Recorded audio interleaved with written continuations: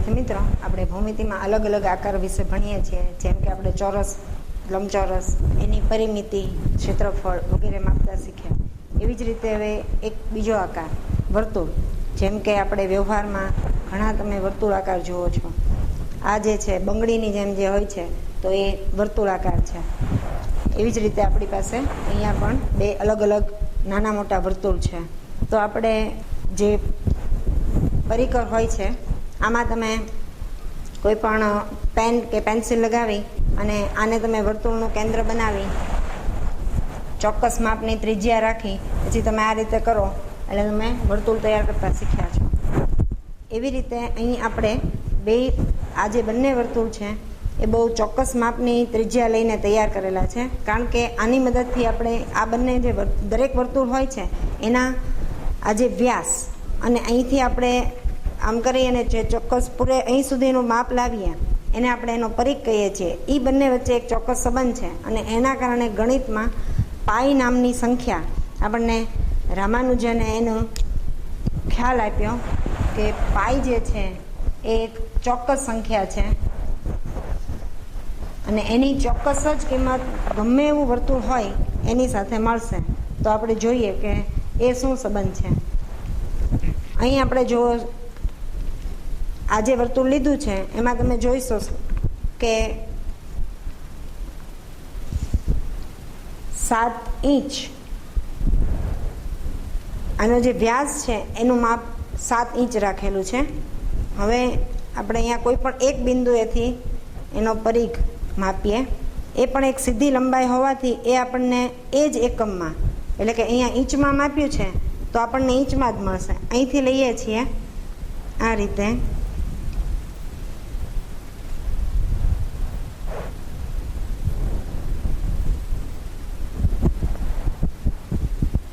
અહીં સુધી.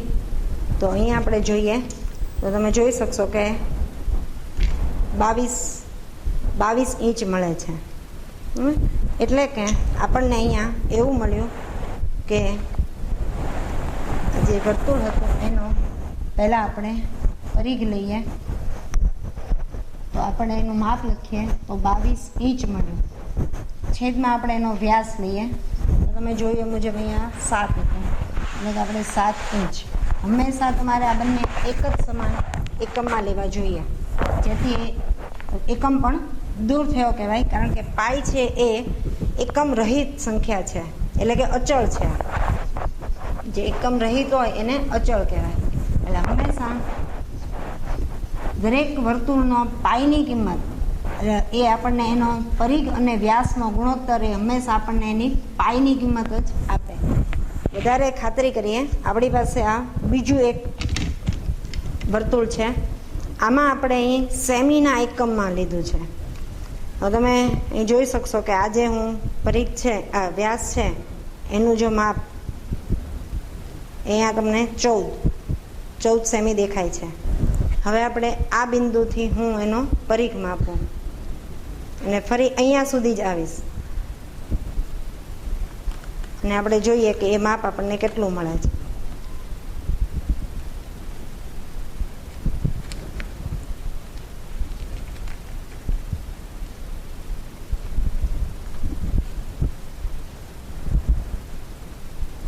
અહીંયા સુધી. તો આ એટલે કે અહીં આ 44 સેમી જ એક્ઝેક્ટ મળે છે. એટલે આ રીતે આપણે અહીંયા પણ દર્શાવ્યું છે 14 સેમી વ્યાસ છે અને અહીંથી આ પરિકરથી તમે 1 સેમીની ચાપ રાખી અને જો તમે આ બધા બિંદુઓ મેળવો તો તમને એક્ઝેક્ટ જે દરેક બિંદુ છે એમાં છેલ્લું બિંદુ ફરી અહીંયા 44 જ આપશે. એટલે કે આમ આપણે બીજા વર્તુળ માટે જોયું કે પરિઘ છેદમાં વ્યાસનો ગુણોત્તરનું મૂલ્ય પરિઘ હતો એ 44 સેમી હતું, વ્યાસ છે એ 14 સેમી હતું. 44 એ 22 ગુણ્યા 2 છે અને 14 એ 7 ગુણ્યા 2 છે. 2 એકા 2 એટલે આપણને ફરી 22 સપ્તમાંશ જ મળે છે એટલે એ પાઈ છે. આમ દરેક વર્તુળ છે એના પરિઘ અને વ્યાસનો ગુણોત્તર હંમેશા પાય આપે છે અને એના પરથી જ આપણને પરિઘનું સૂત્ર મળેલું છે કે કોઈ પણ વર્તુળ છે એની તમારે ફક્ત આ પરિઘ માપવો હોય તો તમે ફક્ત એની ત્રિજ્યાનું માપ જાણતા હો, કારણ કે તમે વર્તુળ દોરવા માટે પહેલાં એની ત્રિજ્યા તો નક્કી કરી જ હોય. તો અહીં આપણે જોઈએ કે પરિઘ છેદમાં વ્યાસ બરાબર પાય. તો તમે ગણિતમાં જાણો છો કે ધારો કે 24/3 હોય તો સામે 8 મળે છે, તો એનો એક અર્થ આપણે એમ પણ લઈએ છીએ કે 24 બરાબર જે 3 ભાગાકારમાં છે સામે જાય તો ગુણાકારમાં જાય, એટલે 24 બરાબર હું 3 × 8 લખી જ શકું. એવી જ રીતે અહીંયા આ વ્યાસ છે એને હું અહીંથી સામે લઈ જાઉં તો પાઈ સાથે એનો ગુણાકાર થાય, એટલે પાઈ ગુણ્યા વ્યાસ થાય. હવે વ્યાસ એ આપણને ખબર છે, વ્યાસ એટલે 2 × ત્રિજ્યા, 2 × ત્રિજ્યા છે. જેમાં ત્રિજ્યાનો સંકેત આપણે ઇંગ્લિશમાં ત્રિજ્યાને રેડિયસ કહેવાય છે, એ ઉપરથી આર લીધેલો છે. એટલે અહીં આપણને 2 × પાઈ × આર, એટલે આ રીતે આપણને પરિઘનું સૂત્ર સાબિત કરીને અહીંયા સાબિતી મળે છે કે પરિઘનું સૂત્ર 2πr જ થાય. એવી જ રીતે મિત્રો આ જે વર્તુળો છે અહીંયા આપણે આલેખ પેપર હોય, આલેખ પેપર ઉપર હું આ વર્તુળ મૂકી દઉં અને પછી જે કુલ ખાનાઓ મળે એ બધા ખાનાઓની કુલ સંખ્યા ગણું તો મને આ વર્તુળનું ક્ષેત્રફળ મળે. પણ આપણે જાણીએ છીએ કે એ થોડું લાંબુ અને અઘરું કામ છે, સમય માગી લેવું કામ છે. મજા ખાતર તમારે સમય હોય તો તમે એ રીતે માપી શકો, પણ દરેક વખતે આ શક્ય નથી. કારણ કે આપણે ધારો કે બહુ મોટા કદના પદાર્થો હોય, સૂર્ય છે, ચંદ્ર છે, તો એનો આપણને ફક્ત વ્યાસ જાણવા મળી શકે, એની મદદથી એનું ક્ષેત્રફળ જલ્દી જાણી શકીએ. તો આપણે દરેક વર્તુળ માટે એનું ક્ષેત્રફળ શોધવા આની જેમ જ કોઈ એક સૂત્ર હોવું જરૂરી છે. તો એ સૂત્ર કેવી રીતે મેળવ્યું એની પણ એક સાબિતી છે. એ માટે તમે આવી રીતે કોઈ પણ એક ચોરસ પૂઠા ઉપર ચોક્કસ માપની ત્રિજ્યા રાખી અને વર્તુળ દોરી લો. જેમ કે અહીંયા આપણે આવું પૂઠું લીધું હતું ચોરસ, એની અંદર વર્તુળ બનાવ્યું હતું. એ વર્તુળ છે એમાં પછી કેન્દ્રથી આ રીતે વર્તુળના અલગ અલગ બિંદુઓ, પણ બને ત્યાં સુધી એટલી કાળજી રાખવાની કે આ બે બિંદુઓ વચ્ચે લગભગ અંતર સમાન રહેવું જોઈએ. તો આ રીતે આટલી બધી ત્રિજ્યાઓ બનાવી, પછી એ ત્રિજ્યાઓને કાપી લો અને એ ત્રિજ્યાઓ કાપી એની તમે આવી રીતે આવી આ પટ્ટી બનતી જશે. હવે એ પટ્ટીઓને એક પટ્ટી આમ, બીજી પટ્ટીમાં કેન્દ્રવાળું બિંદુ ઉપર આવે, પાછું ત્રીજામાં કેન્દ્રનું બિંદુ નીચે, ચોથામાં પાછું અહીંયા ઉપર. આ રીતે આ બધી જ પટ્ટીઓને ગોઠવીએ તો તમે સમજી શકશો કે આપણને એક લંબચોરસ મળશે. હવે એ લંબચોરસ જે છે એની આપણે માપપટ્ટીની મદદથી લંબાઈ અને પહોળાઈ માપવાની છે. તો તમે જ્યારે આ પટ્ટીઓ મૂકો એટલે તમારે આ ધારો કે પહેલી પટ્ટી મૂકી, બીજી પટ્ટી તમારે આમ આવશે, ત્રીજી આમ, પછી ચોથી આમ. આ રીતે અહીંયા ઘણી બધી બનાવતા તમારી પાસે એક આમ લાંબો લંબચોરસ બનશે. આ જે લંબાઈ મળશે, આ જે છે એ પહોળાઈ છે, એને આપણે બ્રેથ ઉપરથી બી કહેતા હોય છે, અને આમ જે છે એ લંબાઈ લેન્થ પરથી એને એલ કહીએ છીએ. આપણે આ જે વર્તુળ દોર્યું છે, આપણી પાસે આ જે વર્તુળ હતું એની અહીં તમે જોઈ શકશો કે આ વ્યાસ 28 સેમી છે. એટલે એના પરથી આપણને એની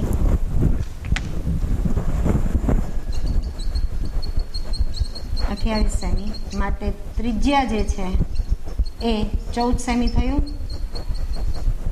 પછી જ્યારે તમે એને આ રીતે ગોઠવશો, જે આપણે તમને અહીંયા બતાવશું કે એમાં એની ત્રિજ્યા છે એ એની પહોળાઈ બનશે, અને લંબાઈ જે છે એનું માપ આપણે જ્યારે માપીને લઈએ ત્યારે એ તમને અહીંયા 44 સેમી મળશે.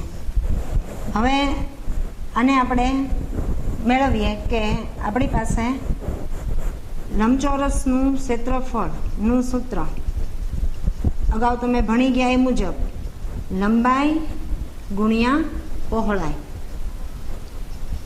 લંબાઈ એટલે એલ, એલ એ તમારી પાસે 44 સેમી છે, એને ગુણ્યા પહોળાઈ એટલે બી એટલે 14 સેમી કે જે આર છે. 44 સેમી છે એને હું આ રીતે લખી શકું કે 22/7 એમ. પહેલાં, કારણ કે 44 એટલે પહેલાં 22 ગુણ્યા 2 લખો. હવે એમાં નીચે 7 ભાગાકારમાં નહોતા, તો મારે ઇક્વલની બરાબરની નિશાની હું તો જ જાળવી શકું કે જે સંખ્યા નહોતી એના વડે ભાગ્યું, તો મારે એના વડે અહીંયા ગુણી પણ દેવા પડે. અને પછી આ જે 14 છે એ 14 એમના એમ, અને આ સેમી અને સેમી એટલે આ ચોરસ સેમી થયું કહેવાય.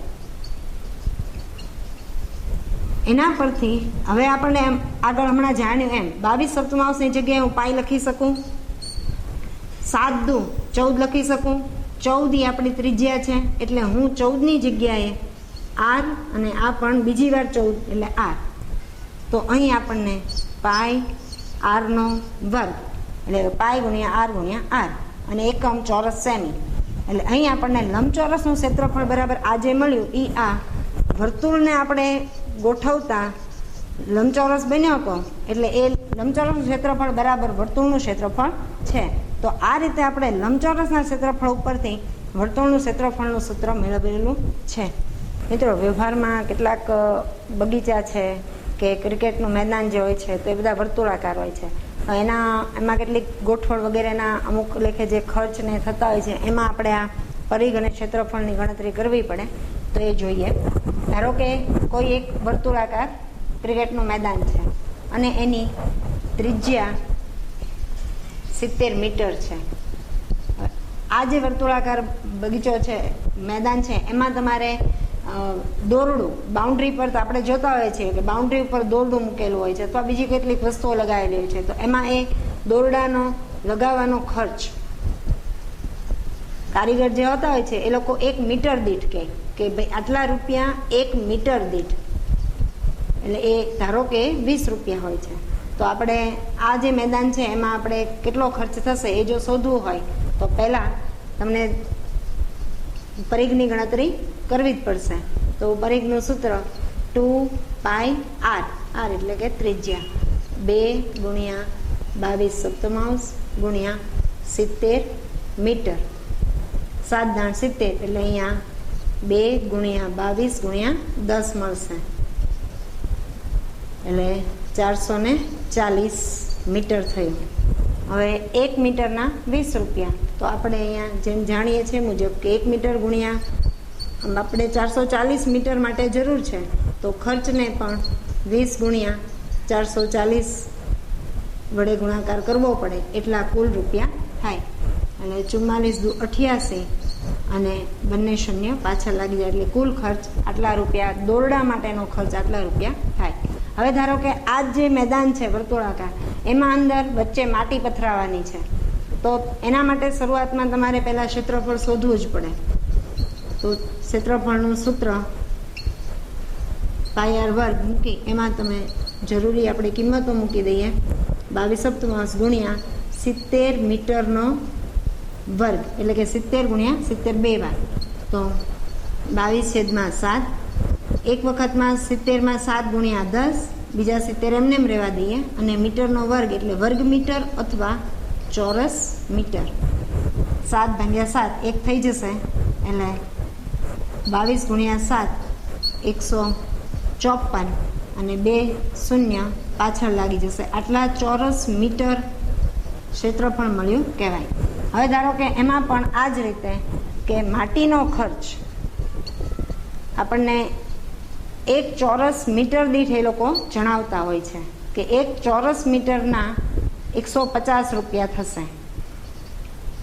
તો આપણે અહીંયા જે છે એનો સ્વાભાવિક છે કે સીધું 150 ગુણ્યા 15,400 ચોરસ મીટર, આનો જે જવાબ આવે એટલા રૂપિયા કુલ ખર્ચ થાય. તો 15 ચોક પહેલાં કુલ 3 શૂન્ય પાછળ છે જ, 2 આ અને આ, અને હવે 15 ગુણ્યા 154, 15 ચોક 60, ની શૂન્ય વધી 6, 15 પંચા 75, 75 ને 6, 75 ને 5 80 ને 1 81, વધી 8, 15 એકા 15 ને 8 23, એટલે કે 23,10,000 રૂપિયા થાય.